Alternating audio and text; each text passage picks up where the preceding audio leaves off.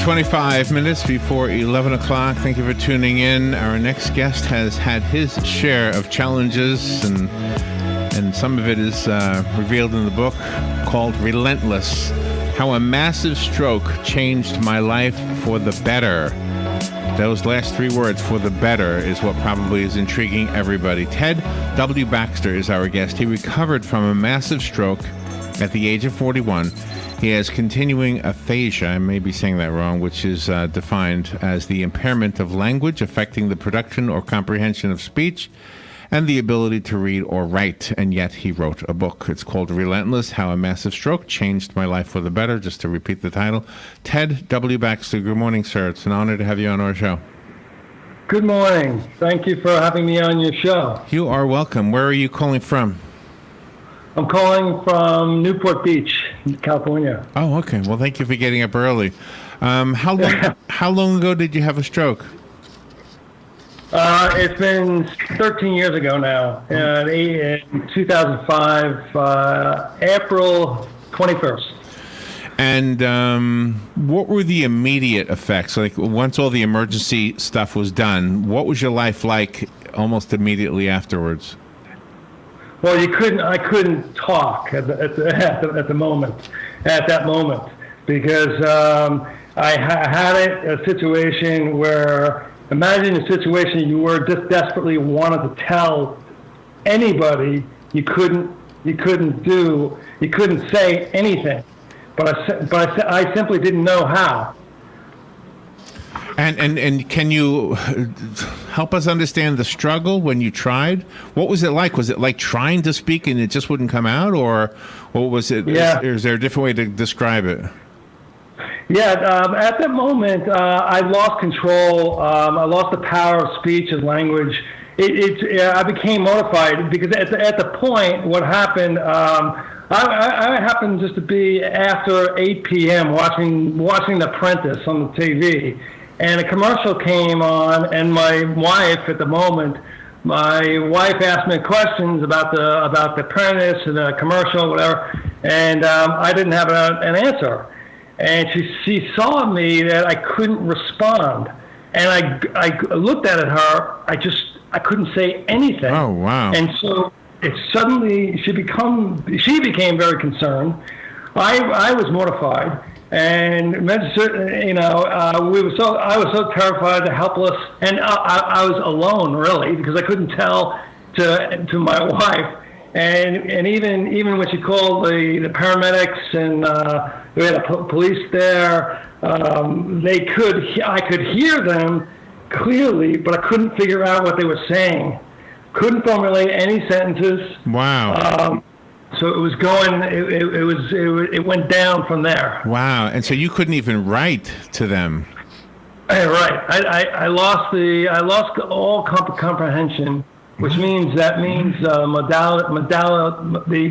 modalities of reading, writing, and obviously I couldn't speak. And since this was so sudden, looking back, was there anything that you may have thought you would have received warning signs? No, that's the thing is I was traveling. I had a big job, like a big job, and I was traveling from London back to Chicago. And you're supposed to wear compression socks on the plane, which I did. And my health was great. Exercised almost every day. Low cholesterol, got it. Didn't smoke. Drank modestly. But I didn't. Maybe I didn't drink water that particular flight. I should have had more water or something, or I don't know, maybe I should have got up and walk myself around the tailgate of the plane. I don't know, but the thing is I don't have any of that that you would expect right now when you hear the words of strokes and aphasia. People have those emotions. Wow. So tell me, What was your life like before the stroke? What were you doing? What was your job, and what was your life like in general?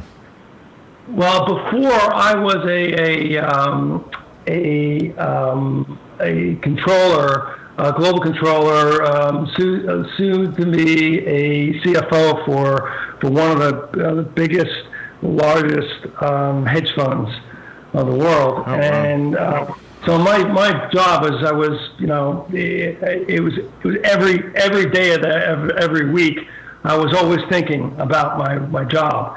And that had, I took some toll of that, as you see from my book. But a lot of stress, a lot of pressure. So I think coming back to what happened to my stroke, it was probably has to do my being so pressure, and I had so stress in my system. When this happened, were your friends and your family accepting this condition that you were going through, and were they being helpful, or were they just too nervous and scared that they didn't know how to help so you recovered? Well, there's two parts of that. I mean, you made the right answer right there. My wife at that moment, she was the best I could have done with having a wife. She was fantastic. We created a special bond and a relationship that was more than a wife or a caregiver. It was just special, and it was because if I didn't have her, I wouldn't be still talking to you guys right now. Hey. So that she gets a lot of kudos. My family was great because they weren't with me at the moment because I lived in Chicago. My family lived in, I still live in Long Island. They have to understand what I had. They had to understand it with right. and it took them a little time to understand that. But then when they came here, they saw me and forget it. They were all over me. I mean, it was great. Oh, really? My friends is a different story because, as you said before, you said relationships it becomes strained when you don't know how to approach me, given I have my stroke, and even if I have aphasia, people have to research what aphasia is. So you know what I mean? So I mean, after that, I understand that's a different story. Yeah. I think you're helping us understand what it is a little bit. So I have a personal question. Are you not married to the same wife anymore? No. At the point we had some discussions, but this is before my stroke. Oh, okay. That we would be we're probably going to go to divorce. Okay. So I've got them divorced after that. So what I was looking at the information for the book, it sounds like the stroke, as the book title implies, made you see life differently, and that's how it made it better. Can you help me understand that? Yeah, that's right. Well, I wouldn't suggest a stroke for anybody, but because I had it, I needed a different life script, if you will. I tried so many ways and to tap on different ways in my brain, and so far I've succeeded to live in a more meaningful, active, caring life. So I learned how to appreciate life more in a balanced way, not being self-absorbed in one thing only. I learned that having a successful career is maybe, but not the most important thing. First of all, I want to help people, give back, and contribute. All in life are way better than I had pre-stroke. Okay. So when you are going through the early stages after the stroke, How were you, if you couldn't, if communication skills were impaired, how were you able to listen or understand what the doctors wanted you to do to try to get back to as normal as possible? Yeah, well, I could understand it. I mean, Oh, you could? No, I said the wrong word. I didn't say understand, because I could only understand what they're saying 50%, right? But I listen to what they're saying. Okay. You went a little bit low on the volume right there. I think something might have happened to your phone. Are you okay? Oh, yeah, I'm all right. Oh, there you go. Yeah, that's what I'm saying. So what I was saying is I listened whatever they're saying, but 50% I couldn't really comprehend what they're saying. Okay. So what was the way you recovered internal? Like, was it just your sheer willpower? Was there medication? What needed to be done in order to get you to where you are today? Yeah, it was basically a power of will, because as you'll see in the book, my wife made some key decisions to leave me alone, and that I had to figure out how to do this alone. Yeah. So it was power of will. So are you married now? Yes, I just got married. Wow. I just got married for 1 year ago. Okay, and how is life in general? I mean, and how did you meet your current wife? Well, I met my wife through a different person. It's, if you could say, it's like a blind date, if you will. Right. I happened to meet her, and I met her here in California, but I happened to meet her in New York. Were you able to resume the duties of your job, or did you have to take on something else? No, the answer to that is no, unfortunately, because I can't do what I did, as a CFO for a hedge fund. But now I have to figure out different ways I can do different things. For example, I'm going to hospitals to help people who just had strokes, or people who had now are stroke aphasia people. They don't understand how to get from where they are now to where I am now, where I can communicate with people from external people and to me. Okay, sorry, Rob. Go ahead. And the hope is one of the things that people lose when something happens to them that they can't control. And that's one thing that you're able to give back to each person is the hope. That's right. That's right. Exactly right. Do you credit religion in any way, or spiritual beliefs or anything like that? No, I think he was there. I believe in God.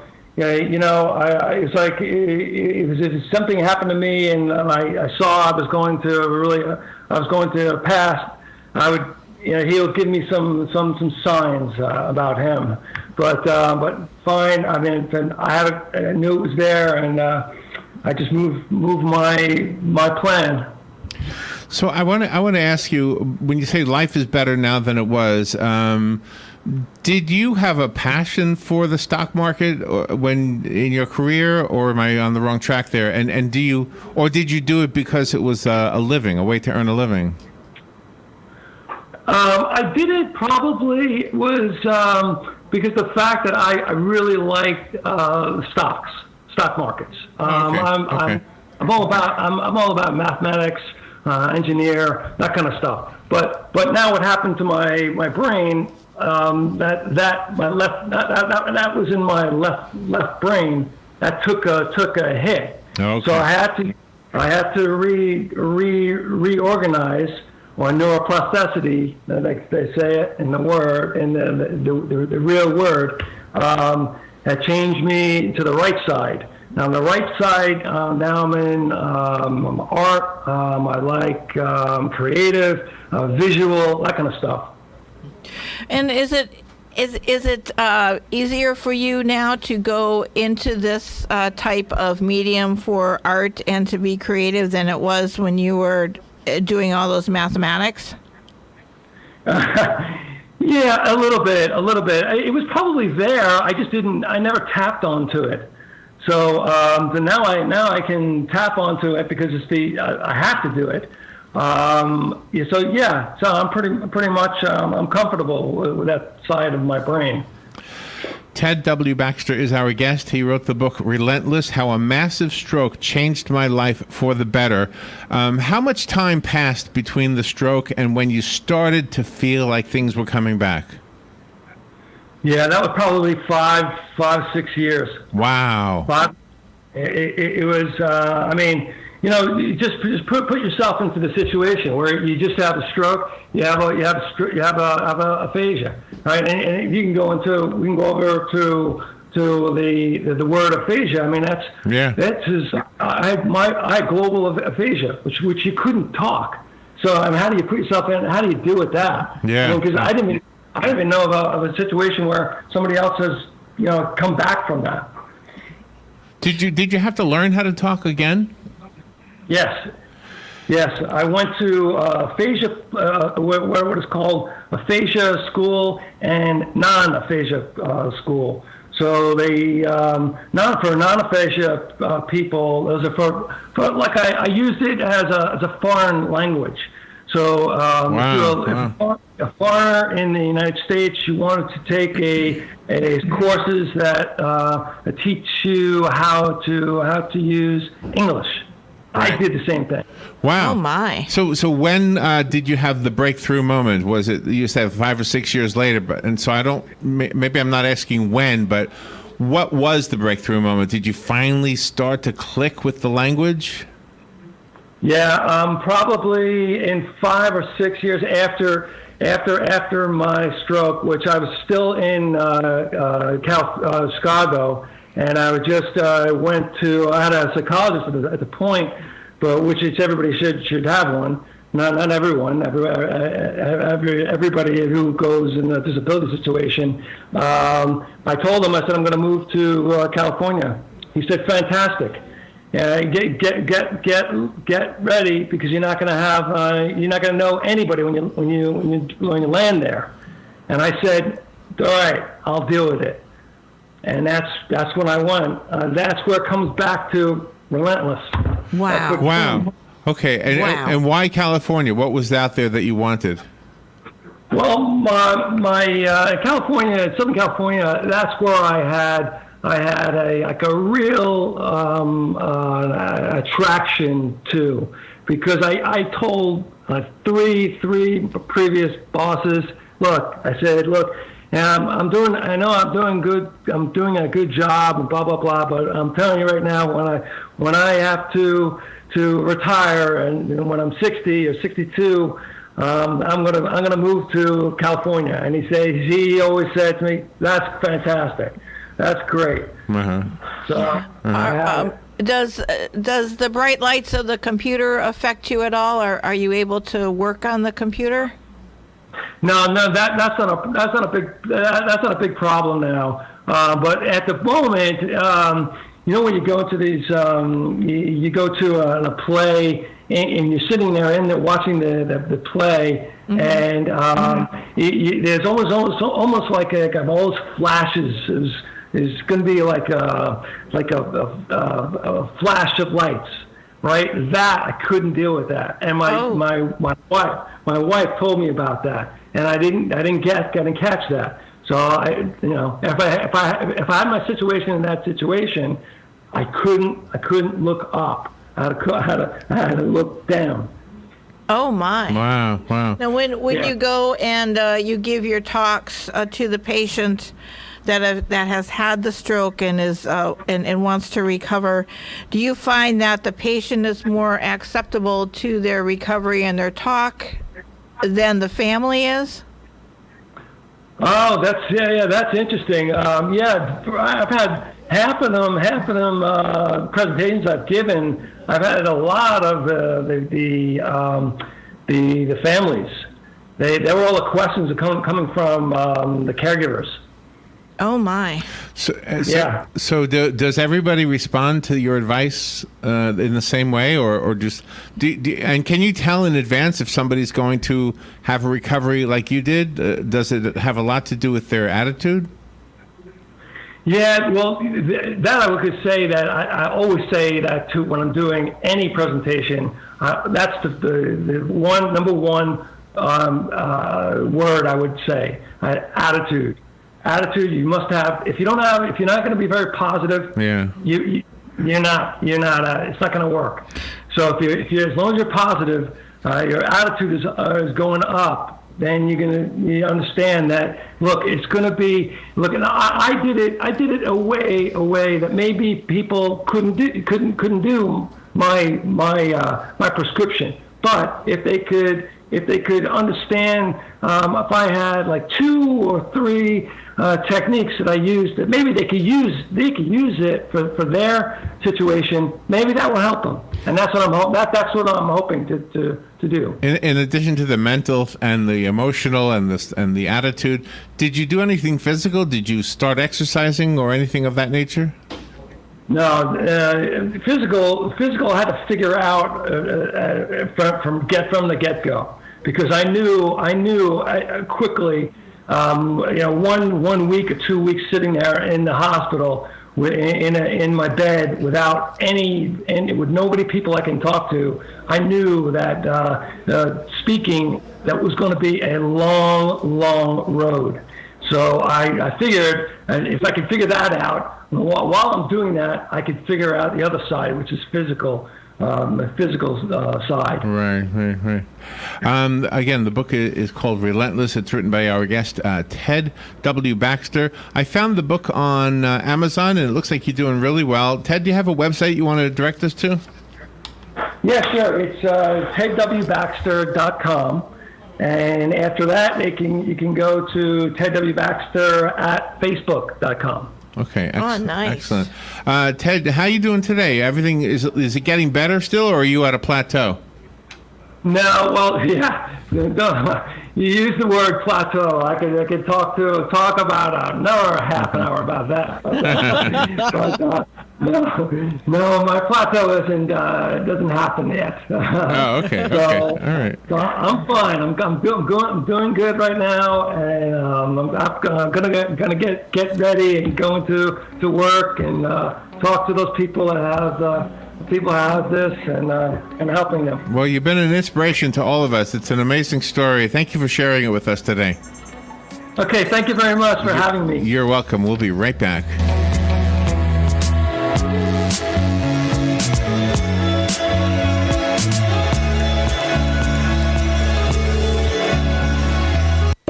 Each morning, we wake up thankful to live in a free nation with liberty and justice for all. But sometimes those liberties can be put in jeopardy, and you may have questions about what to do or who to call. Let Doc Blanchard of Blanchard, Miriam, Adele, and Kirkland help you find the answers. Attorneys at law since 1974 and located in downtown Ocala. If you have legal issues, don't go it alone. Call 352-732-7218. The sound of the bat cracking, the crowd cheering, the smell of overpriced but tasty hot dogs, the memories that will last a lifetime of your first baseball game with Little Johnny. Your team wins.